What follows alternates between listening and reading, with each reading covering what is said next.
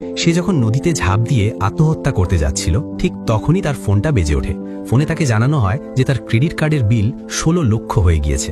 এই কথা শোনার পর তার বেঁচে থাকার শেষ আশাটুকুও শেষ হয়ে যায়। ব্রিজের ওপর দিয়ে অনবরত গাড়ি আসছিল যাচ্ছিল।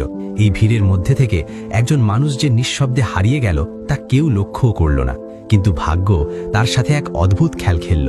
নদীর জল তাকে ডুবিয়ে মারতে পারল না, অথচ সে সাঁতার জানত না। উল্টে স্রোত তাকে ভাসিয়ে নিয়ে গিয়ে নদীর মাঝখানে এক জনমানবহীন নির্জন দ্বীপে পৌঁছে দিল।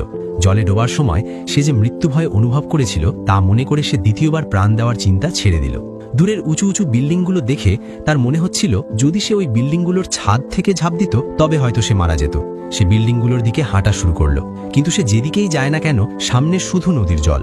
তখন সে বুঝতে পারে সে নদীর মাঝখানের একটা ছোট্ট দ্বীপে ফেসে গেছে। তার সামনে ওপরে একটা ব্রিজ ছিল, কিন্তু তার থামগুলো এতটাই মসৃণ আর খাড়া ছিল যে সেগুলোতে ওঠা ছিল তার পক্ষে অসম্ভব, যেন কেবল টিকটিকিই উঠতে পারবে। এর মধ্যে তার ফোনটি জলে পড়ে পুরোপুরি নষ্ট হয়ে গিয়েছিল। বাধ্য হয়ে সে বালির ওপর বড় বড় অক্ষরে হেল্প মানে সাহায্য লিখে রাখে, যাতে কেউ এটা দেখে তাকে উদ্ধার করতে আসে। কিন্তু রাত হয়ে যায়, কেউ তাকে দেখতে এলো না। এই আইল্যান্ডে কোনো রকম ভাবে সে রাতটুকু কাটায়। পরের দিন সকালে তার সঙ্গে এমন কিছু ঘটে যার সে কল্পনাও করেনি। আসলে সকালে একটি জাহাজের হর্নের শব্দে তার ঘুম ভাঙে। সেটি ছিল পর্যটকদের একটি বড় জাহাজ। কিম এটা দেখে খুশিতে নাচতে লাগলো। সে ভাবছিল এখানেই সব শেষ, সে বেঁচে যাবে। সে তাড়াহুড়ো করে নিজেকে একটু গুছিয়ে নিল যাতে তাকে খুব বেশি নোংরা না দেখায়। তারপর মুখে বড় হাসি নিয়ে হাত নেড়ে চিৎকার করে সাহায্য চাইতে লাগলো। কিন্তু জাহাজের লোকজন তাকে দেখে ভাবে সে বোধহয় তাদের অভিবাদন জানাচ্ছে, তাই তারাও হাসি মুখে হাত নেড়ে জবাব দিল। কিম বুঝতে পারে যে পরিস্থিতি বিপরীত হয়ে গেছে। সে দ্রুত তার চেহারার অভিব্যক্তি বদলালো, কিন্তু ততক্ষণে অনেক দেরি হয়ে গেছে। জাহাজটি অনেক দূরে চলে গেছে।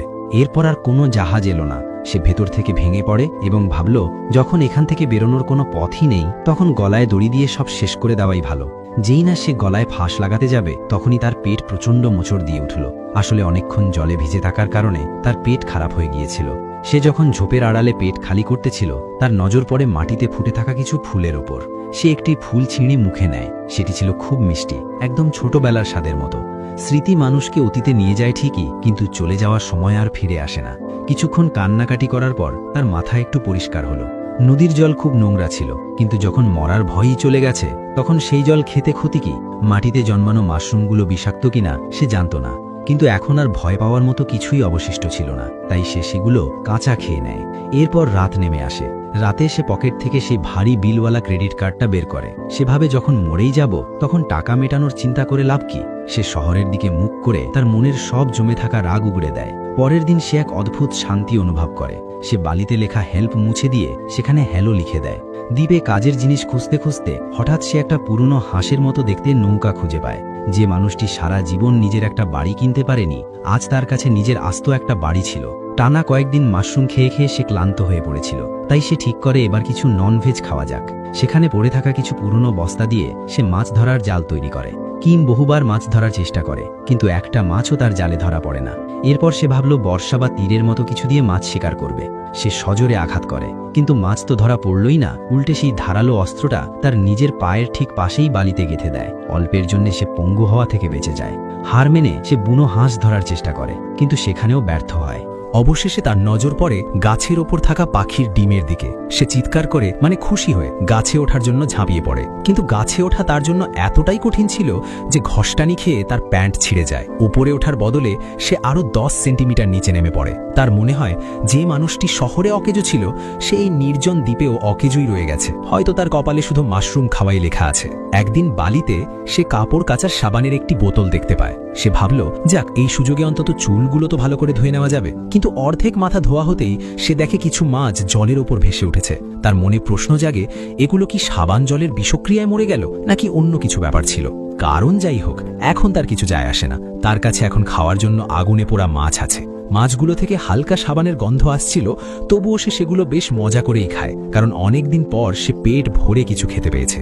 এরপর যেন ভালো খবরের লাইন লেগে গেল। পরের দিন কিম ঘুম থেকে উঠে দেখে একটি বুনো মোরগ যে তার খেয়ে ফেলা মাছের কাঁটা খেলছিল সেটি মাটিতে মরে পড়ে আছে। কিম বুঝতে পারে যে সাবান সত্যিই বিষাক্ত, কিন্তু কিমের কাছে এই কারণটা বড় ছিল না। বড় ছিল তার সামনে পড়ে থাকা রোস্টেড চিকেনে একটা বড় কামড় দিতেই সে অনুভব করে যে এই দ্বীপে জীবন একঘেয়ে মনে হলেও এই একঘেয়েমির মাঝে এক অদ্ভুত শান্তি লুকিয়ে আছে। এমন এক শান্তি যা সে শহরের ইঁদুর দৌড়ে কোনো দিন পায়নি। যখন সে ঘড়ির কাঁটা, ফোন কল, বিল আর দুশ্চিন্তা থেকে দূরে সরে এলো এবং চারপাশের সবুজ প্রকৃতি, বাতাসের শব্দ আর পাখিদের ডাককে অনুভব করতে শিখল, তখন তার মন ছোটবেলার মতো স্বাধীন হয়ে উঠল।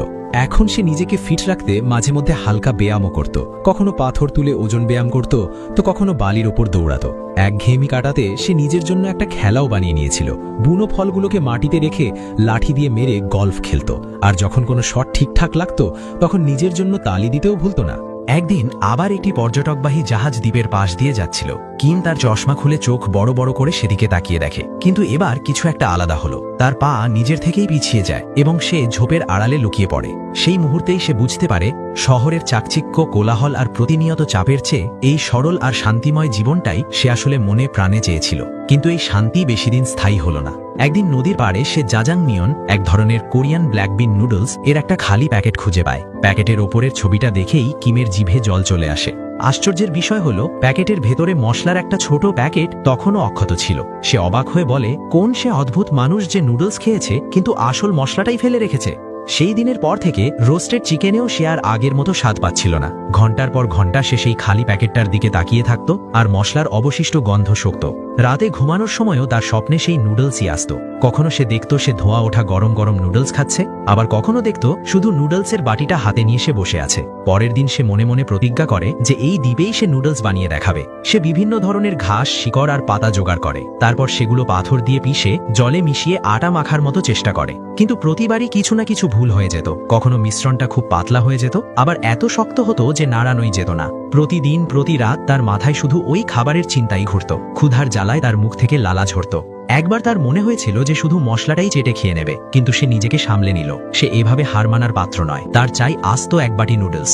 একদিন সে স্বপ্নে নুডলস খাচ্ছিল, এমন সময় নৌকার ছাদে পাথর পড়ার মতো বিকট শব্দে তার ঘুম ভেঙে যায়। ওপরে তাকিয়ে দেখে পুরো ছাদ পাখির বিষ্ঠায় পটিতে ভরে গেছে। এটা দেখে তার মাথায় একটা বুদ্ধি আসে। পাখিরা তো এদিক সেদিক থেকে শস্য দানা আর বীজ খায়। যদি কোনো পাখির পেট খারাপ হয়ে থাকে, তবে তার পেটের মধ্যে থাকা বীজ নিশ্চয়ই অক্ষত থাকবে। এই আশায় তার বুক ধুরুঠুরু করতে লাগে। সে তক্ষুনি পকেট থেকে তার সেই অকেজো ক্রেডিট কার্ড বের করে আর তা দিয়ে ঘষে ঘষে সব নোংরা এক জায়গায় জড়ো করে। তারপর দ্বীপের ঠিক মাঝখানে একটা খালি জায়গা বেছে নেয়, যেখানে এই নোংরাগুলো সে চাষ করবে। নৌকার সিটটাকে কোদালের মতো ব্যবহার করে সে গায়ের জোরে মাটি খুঁড়তে লাগে। নুডলস খাওয়ার ইচ্ছা তার এতটাই প্রবল ছিল যে অর্ধেক টন ওজনের বিশাল এক পাথরও তাকে আটকাতে পারে না। বীজ বোনার পর সে নিজের কোট দিয়ে একটা কাকতাড়ুয়া বানিয়ে দিল, যাতে কোনো পাখি তার স্বপ্নের ফসল নষ্ট করতে না পারে। সে কাকতাড়ুয়াটার দিকে তাকিয়ে এমনভাবে হাসছিল যেন তার জীবনের সবথেকে বড় কাজটা সে সফলভাবে সম্পন্ন করেছে। কিন্তু তখন এমন কিছু ঘটে যা কিমের কোনো ধারণাই ছিল না, যে দূর থেকে এক জোড়া চোখ তার প্রতিটি কাজ খুঁটিয়ে লক্ষ্য করছে। সেই চোখ জোড়া ছিল এক সুন্দরী মেয়ের, যে মানুষের সঙ্গ এড়িয়ে চলত এবং নিজের ঘর থেকে খুব একটা বেরোতো না। তার ঘরটা সবসময় আবর্জনায় ভরে থাকত। জানালার পর্দাগুলো সবসময় শক্ত করে বন্ধ থাকত, মানে সে সবসময় বন্ধ করে রাখত। যখন তার মা ঘরের বাইরে থেকে জিজ্ঞেস করত তার কি খাবার চাই, সে মুখে কোনো কথা বলতো না, শুধু মোবাইলে মেসেজ পাঠিয়ে দিত। মা দরজার বাইরে খাবার রেখে চলে যাওয়ার পরই মেয়েটি দরজা একটুখানি ফাঁক করে খাবার ভেতরে টেনে নিত। সারাদিন সে ইন্টারনেটের ভার্চুয়াল জগতেই বাস করত। সেখানে ছবি আর গল্প সব অন্যদেরই ছিল, কিন্তু সেই নকল দুনিয়ায় সে যা খুশি হতে পারত।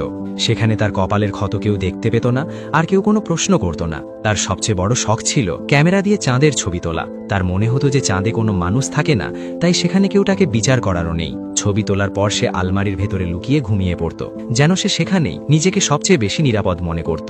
বছরে মাত্র 2 বার সে নিজের ঘরের পর্দা সরাত, যখন শহরে বিমান হামলা থেকে বাঁচার জন্য ড্রিল হতো। সেই মুহূর্তগুলোতে রাস্তাঘাট একদম জনশূন্য হয়ে যেত।